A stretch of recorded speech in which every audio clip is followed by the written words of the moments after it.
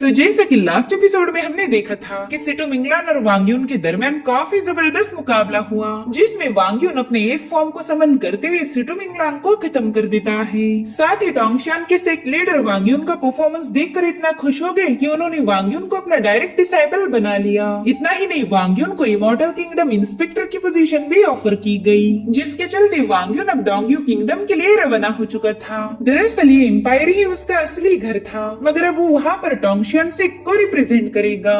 अब आगे तो इस एपिसोड की शुरुआत में हमें डोंगयू किंगडम का सीन दिखाया गया, जहाँ पर वांग यून पहुंच चुका है। वहाँ के मॉर्टल लोगों में डिस्कस हो रहा था कि जल्द ही एम्परर का छोटा भाई युआनचिन इमॉर्टल पैलेस में वापस आने वाला है। तो पता नहीं उसके आने के बाद यहाँ के फैसले कौन लेगा, एम्परर युआन हाओ या फिर उसका छोटा भाई युआनचिन। तो अब वांग यून उनकी सारी बातें सुनकर वहाँ से रवाना हो गया। इधर पैलेस में सैक्रिफाइस सेरेमनी परफॉर्म की जा रही थी। उतने में ही कोर्ट के लोग देखते ही कि एम्परर युआन हाओ तो रिचुअल के दरमियान ही खर्राटे मार रहा, जो देखकर उसकी मदर यानी कि एम्प्रेस उसे आवाज देने लगी। वो उसे उठाने की कोशिश कर रही थी, तो उसकी आवाज सुनते ही युआन हाओ की नींद खुल गई। वो देखता है कि कोर्ट के लोगों को तो सब कुछ पता चल चुका है, इसलिए उन लोगों से कहने लगा कि मैं तो बिल्कुल भी सो नहीं रहा था, बल्कि मैं तो अपने माइंड स्पेस में जाकर एक इमॉर्टल से मिल के आया। उस इमॉर्टल ने मुझे बताया कि कैसे हम अपने किंगडम को और ज्यादा स्ट्रॉन्ग बना सकते हैं। अब एम्परर अपने लोगों को चुना लगा ही रहा था कि तभी कुछ सिपाही जोंग नाम के बंदे को उसके सामने लाकर पटक देते हैं। तो युआन हाओ फटाफट से एक बंदे की पीठ पर बैठकर उनसे पूछने लगा कि बताओ क्या मसला है। तो जोंग उससे कहने लगा कि इन कुछ सालों में होली लाइट टावर को बिल्ड करने के लिए आपने पूरे डोंगयू के गरीब लोगों की मेहनत से कमाए हुए पैसे उड़ा दिए, साथ ही हमारे कई सारे सिपाहियों को किसी बाहर की रियासत में दूसरे लोगों की मदद करने के लिए भेज दिया।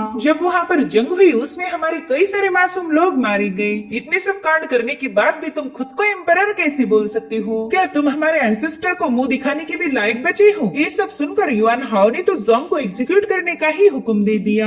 मगर तभी वहाँ पर युआन हाओ के छोटे भाई युआनचेन की एंट्री हो गई। वो उससे कहने लगा कि आज हमारे यहाँ पर एक सैक्रिफाइस सेरेमनी होने वाली है, तो हम बिल्कुल भी खून खराबा नहीं कर सकते, वरना तो हमारे एंसेस्टर का अपमान हो जाएगा। युआनचेन की बातें सुनकर तो कोर्ट के लोग काफी ज्यादा इम्प्रेस हो गए थे। वो कहने लगे कि हमारे जूनियर प्रिंस तो काफी ज्यादा रहमदिल हैं। इन्होंने कई साल जोंगयुन डाओ सेक्ट में मेहनत करके आज वो एक इमॉर्टल बन चुके हैं, मगर फिर भी उन्हें इमॉर्टल्स की कितनी ज्यादा फिक्र है। हालांकि जोंग इन दोनों की हकीकत जानता था, इसलिए वो कहने लगा कि भले ही तुम लोग अच्छा बनने का दावा करते हो, मगर तुम सब एक जैसे हो। तुमने हमेशा यहाँ के लोगों को टॉर्चर किया है। जिस पर युआनचेन कह रहा था कि मैं एक डिग्निफाइड इमॉर्टल हूँ, तो तुम्हारे जैसे मॉर्टल के साथ बहस करना मेरी पर्सनालिटी को शोभा नहीं देता।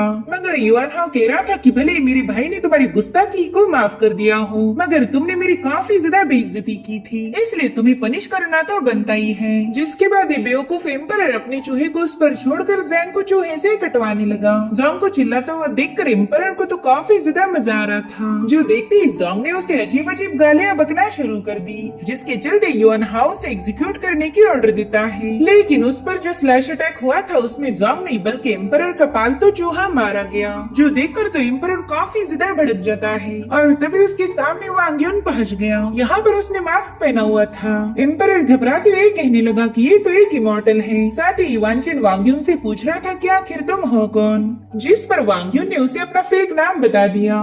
वो कह रहा था कि मैं सन डाओ जुन हूँ, जिस पर युआनचेन कहने लगा कि डोंगयू किंगडम है, जोंगयुन डाओ सेक्ट ही से प्रोटेक्ट करता है, इसलिए तुम यहाँ आकर हमारे सामने परेशानियाँ खड़ी नहीं कर सकते। जिस पर वांग यून जवाब देते हुए कहने लगा कि हाँ मैं जानता हूँ ये पैलेस पहला जोंगयुन डाओ सेक्ट के अंडर आता था, लेकिन अब इसके प्रोटेक्शन की जिम्मेदारी मेरे हाथों में आ चुकी है। साथ ही उसने अपना टोकन भी शो किया था, जिसे देखते ही कोर्ट के लोग समझ गए थे कि ये बंदा तो टोंगशियान सोर्ड सेक्ट ने अपॉइंट किया हुआ इमॉर्टल किंगडम इंस्पेक्टर है। शायद अभी इमॉर्टल हाउटियान की पोजीशन को टेक ओवर करेगा। तभी युआनचेन उससे कहने लगा कि अब तुम नेशन किंगडम की गार्डियन की पोजीशन को संभाल रहे हो, तो क्या तुम इस बंदे को पनिश नहीं करोगे? इसने हमारे एम्परर का अपमान किया है, इसलिए मेरे ख्याल से हमने इसकी गर्दन उड़ा देनी चाहिए। वहीं पर एम्परर युआन हाओ भी यही बता रहा था कि इस मामूली से बंदे ने एक एम्परर की इंसल्ट की है, इसे तो मौत की सजा मिलनी ही चाहिए। जिस पर वांग युन कहने लगा कि एक एम्परर का अपमान करने से तुम उस पर्सन को एग्जीक्यूट करना चाहते हो, फिर तो मैं एक इमॉर्टल हूँ और तुमने तो मेरी डिसरिस्पेक्ट की है, तो बताओ फिर तुम्हें इसकी क्या सजा देनी चाहिए। युआन चिन समझ गया था कि ये बंदा उनकी एक नहीं सुनने वाला, तो वांग युन से कहता है कि अगर तुम इस बंदे को बचाना चाहते हो तो इसका मतलब ये होगा कि तुम हमारे पैलेस और जोंगयुन डाओ सेक्ट की भी इंसल्ट कर रहे हो।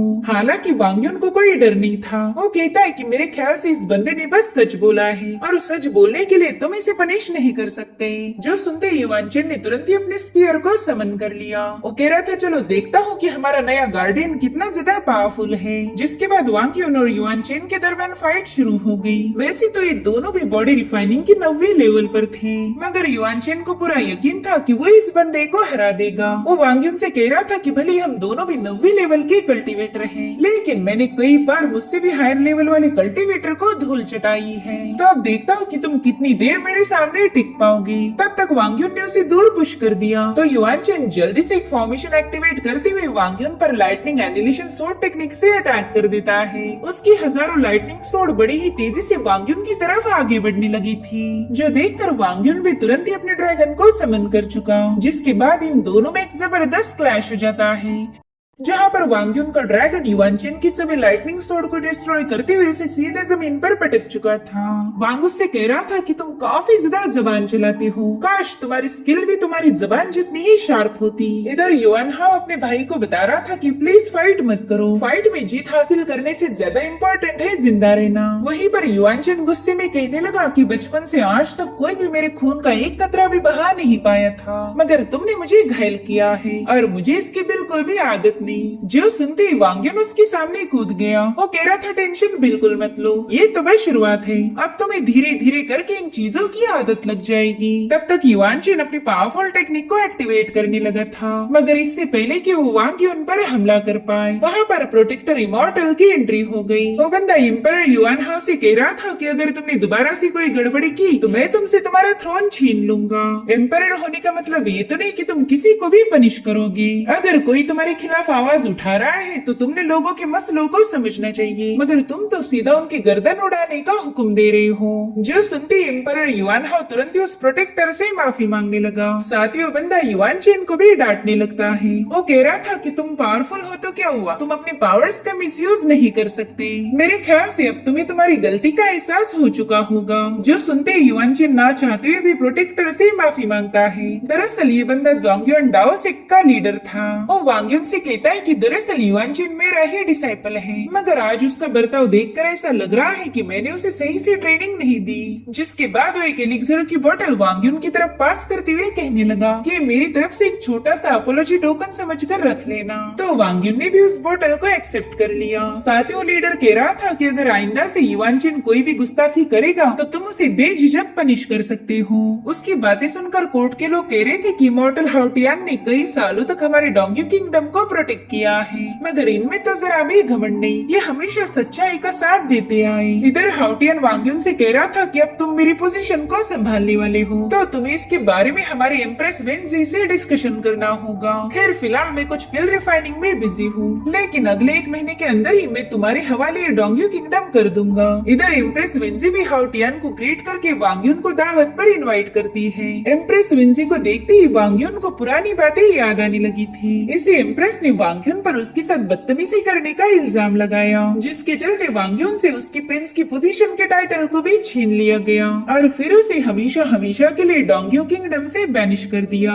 उस वक्त वांग युन की सिस्टर याओ भी उसकी कोई मदद नहीं कर पाती और जब वांग युन को किंगडम से बाहर भेजा जा रहा था तभी एक स्नेक डीमन ने उसकी गैरेज पर हमला कर दिया। वो स्नेक डीमन उसे बता रही थी कि हमारी महारानी वेंजी तुम्हें तुम्हारे पेरेंट्स के पास भेजना चाहती है, वैसे उन्हें भी मेरे ही पॉइजन का यूज करके मारा गया था, लेकिन अब इससे पहले कि वो वांग युन पर हमला कर पाए वहाँ पर एक इमॉर्टल ने आकर वांग युन की जान बचा ली। दरअसल ये टोंगशान सोर्ड सेक्ट के ही एल्डर थे, मगर इनका फेस हमें दिखाया नहीं गया। तो इस तरह से कई सालों बाद वांग युन अपनी दुश्मन महारानी वेंजी से बदला लेने के लिए पहुंच चुका था। अब अगले सीन में हम देख पाते हैं कि पैलेस में वांग युन के लिए दावत रखी गई थी, जहाँ पर वांग युन का मंकी डाओई जानबूझकर एम्परर को परेशान करने लगा था। साथ ही एम्प्रेस वेंजी वांग युन को बताती है कि आज हमने आपके लिए एक स्पेशल वाइन सर्व की, जो कि हमारे डोंगियो किंगडम के सबसे करीबी दोस्त ने हमें गिफ्ट की थी। मगर शायद आपको हमारी वाइन जरा भी पसंद नहीं आई, जिस पर वांग्युन कहने लगा कि आपने मुझे मंकी वाइन सर्व की थी।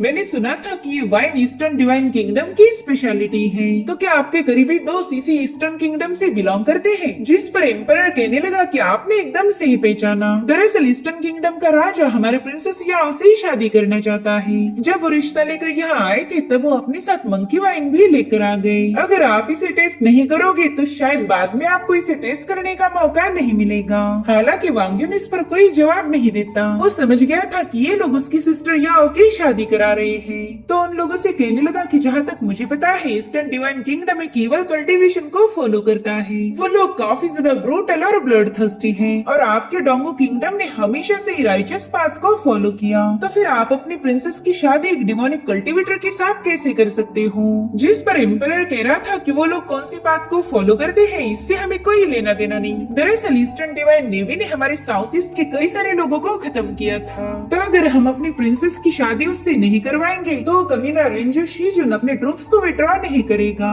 अब वांग्युन चाहकर भी इन लोगों का इरादा नहीं बदल सकता, इसलिए वो तुरंत ही वहाँ से निकल पड़ा। अब वहाँ से जा ही रहा था कि तभी एम्परर कहता है कि अगर आपको थोड़ा सा एंजॉय करना है तो मैं आपके चेम्बर में कुछ लड़कियां भेज सकता हूँ। लेकिन वांग्युन उसकी घटिया बात पर कोई रिस्पांस दिए बिना ही वहाँ से रवाना हो गया। उसके वहाँ से जाते ही विंजी अपने लड़कों से कह रही थी कि इस बंदे को एंटरटेन करने की कोई जरूरत नहीं है, मैं बस चाहती हूँ कि इसकी हर एक एक्शन पर नजर रखी जाए। इधर वांग्युन टाउन को एक्सप्लोर कर रहा था कि तभी उसे कोई डिमोनिक ऑरा महसूस हुई, तो वांग्युन तुरंत ही उसी डायरेक्शन को फॉलो करने लगा। अब सीन शिफ्ट होकर हम एक बंदी को देख पाते हैं जो कि एक लड़की से कह रही थी कि आज मैं तुम्हारे साथ कुछ अलग करना चाहती हूँ। तो बंदा उससे घबराते हुए कहने लगा कि मिस वानचिंग, आप मुझे जबरदस्ती यहाँ पर लेके आई हो, प्लीज मुझे हर्ट मत करना। जो सुनते ही वो लड़की तुरंत ही एक डीमन में तब्दील होकर उस बंदे का शिकार करती है। अब सीन शिफ्ट होकर हम जोंग को देख पाते हैं, उसके साथ ही वांग्युन की सिस्टर या और उसकी सर्वेंट मिशांग थी। जोंग ने बता रहा था कि आज मेरे सच बोलने पर एम्परर मुझे एग्जीक्यूट करने वाला था,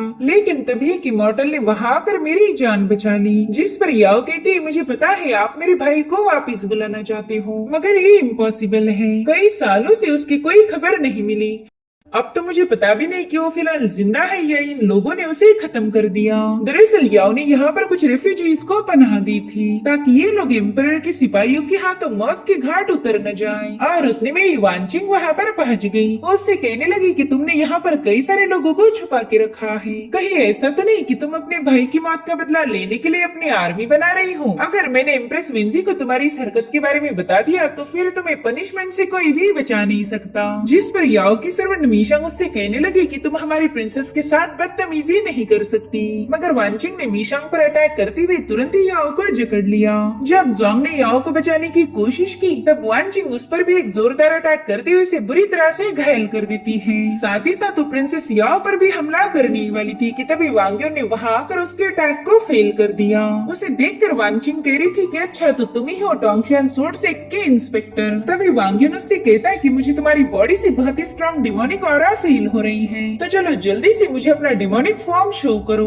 अगर तुम वाकई में कोई डीमन हो तो मुझे तुम्हें खत्म करना होगा। मगर वानचिंग तो उसकी बातों को काफी ज्यादा हल्के में ले रही थी। वो कहती पता नहीं उस नकाब के पीछे छुपा हुआ फेस कैसा होगा। अगर तुम हैंडसम रहे तो तुम्हें खत्म करने से पहला मैं तुम्हारे साथ काफी सारे मजे करूंगी। जो सुनती वांग्युन को अपने माइंड स्पेस से मिंगलांग की आवाज आने लगी। वो कह रही थी बच्चे तुम तो काफी ज्यादा लकी हो, देखो ना वो लड़की तुम्हारे साथ मजे करना चाहती है। मेरे ख्याल से तुमने भी इस सुनहरे मौके का फायदा उठाना चाहिए। लेकिन वांग्युन उसकी बातों को इग्नोर करते हुए सीधा वांगचिन पर अटैक करने के लिए चला गया। वहीं पर वानचिंग ने भी अपना स्नेक विप निकालकर उस पर अटैक करने की कोशिश की। हालांकि वांग्युन ने उसके हर एक अटैक को डॉज कर दिया था। इतना ही नहीं, वांग का मंकी डाओई भी उस बंदी को डिस्ट्रैक्ट करने में उसकी हेल्प करता है, जिसके चलते मौका मिलते ही वांग्युन ने अपने ड्रैगन स्टाफ को समन करते हुए सीधा उस पर हमला कर दिया। ये हमला इतना ज्यादा पावरफुल था कि उस बंदी को अपनी असली फॉर्म में आना पड़ता है। वहीं पर वांग यून भी स्नेक डीमन के साथ फाइट करने के लिए अपने ड्रैगन को समन कर चुका था